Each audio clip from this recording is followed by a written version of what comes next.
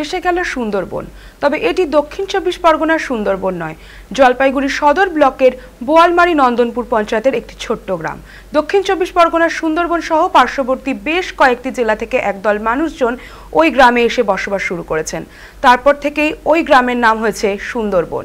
কিন্তু প্রবল বর্ষণের জেরে বিপন্ন সেই গ্রামও। প্রায় ১০০-র উপরে ঘর রয়েছে সেখানে। তিস্তার মধ্যেই চাষাবাদ করেই জীবিকা নির্বাহ করেন গোটা গ্রামের মানুষজন। কিন্তু এবার বছরের প্রথমেই তাদের উৎপাদিত সেই সবুজ ধান থেকে শুরু করে বিভিন্ন শাকসবজি সবই তলিয়ে গিয়েছে বন্যায়। ফলে চরম সমস্যায় পড়েছে গ্রামবাসীরা। সুন্দরবন থেকে জীবিকার সন্ধানে তিস্তার চরে আসা মানুষগুলো এখন আশ্রয়হীন। মাথা গোঁজার ঠাঁই হারানোয় তিস্তার বাঁধের উপর আশ্রয় নিয়েছে তারা। এই পরিস্থিতিতে নিজেদের আসল গ্রামে ফিরে যাবেন নাকি এখানেই থেকে যাবেন সেটাই ভেবে উঠতে পারছেন না ওরা। এই পরিস্থিতিতে বুধবার ওই এলাকা পরিদর্শনে যান কেন্দ্রীয় প্রতিমন্ত্রী সুকান্ত মজুমদার। গোটা এলাকাটি ঘুরে দেখেন তিনি। এরপর সাধারণ মানুষজনের সঙ্গে কথা বলে তাদের পাশে থাকার আশ্বাস দিয়েছেন কেন্দ্রীয় প্রতিমন্ত্রী।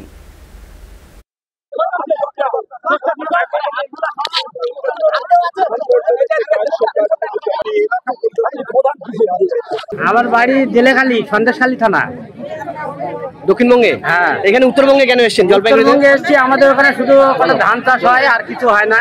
এখানে এই ফসল টসল হয়, এই আলু, ভুট্টা, এই মটরশুঁটি, এইসব সবজি টবজি হয় বলে আমরা এখানে এই 12-13 বছর এসে আছি। বাড়িঘর বানিয়েছিলেন? হ্যাঁ, ওই টিনের ছাওড়া দিয়ে ঘর বানাইছি। তারপর কি হলো? এখন এই কবছর আছি, বন্যা হয়, এত জোর হয় না। এবারে একবারে আমাদের কিছু বের করার টাইম দেয় না, একদম পুরো সব ভাসি নিয়ে চলে গেছে। ফসলের ক্ষয়ক্ষতি হয়েছে? পুরো ফসল সব মাঠ, সব বালি চাপা দিয়ে গেছে। কি ফসল ছিল? ওই ধান চাষ ছিল অল্প, আর সবজি ছিল, ওই করলা টরলা এইসব চাষ করেছিলাম, সব নষ্ট। বাড়িঘর, জিনিসপত্র? বাড়িঘর কিছু জিনিসপত্র নিতে পারেনি। এই একটা পোশাকে বেরিয়ে এসছি ঘর থেকে। এখন কি সাহায্যের দিকে তাকিয়ে আছেন? হ্যাঁ, এখন যদি কোনো সাহায্য পাই। বাঁধে থাকি। এখন ছাগল গরুগুলো তো ভেসে নিয়ে গেছে, কি করবো?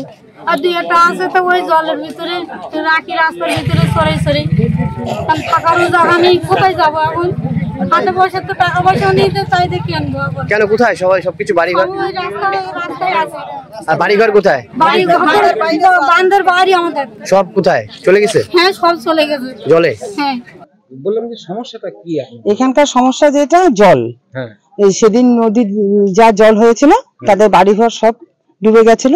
তাতে কোনো প্রশাসনিক ভাবে কেউই আসেনি, না সভাপতি, না এমএলএ, না মুখ্যমন্ত্রী। এদিকে শিলিগুড়িতে এসে নাচানাচি করে গেলেন, অথচ এখানে আসতে পারলেন না আমাদের এখানে। হ্যাঁ, কিন্তু আমাদের এখানে আসেনি।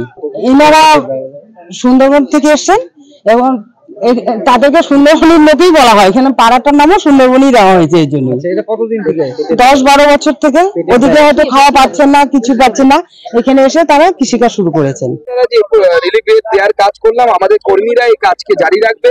এরপর আমি দ্বিতীয় স্পটে যাবো, সেখানেও আমরা রিলিফ ওয়ার্ক রেখেছি, মানুষকে সাহায্য করার চেষ্টা করছি।